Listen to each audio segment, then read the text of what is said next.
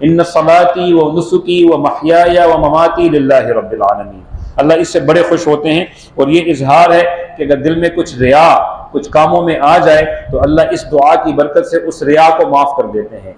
जो खफी रिया होता है, दिल में बाज़ औक़ात आ जाता है कि मैं तो बड़ा इबादत गुजार हूँ, मैं तो बड़ा खर्च करने वाला हूँ, मैं तो बड़ा ये हूँ, तो इस दुआ की बरकत से अल्लाह पाक उसको ख़त्म कर देंगे।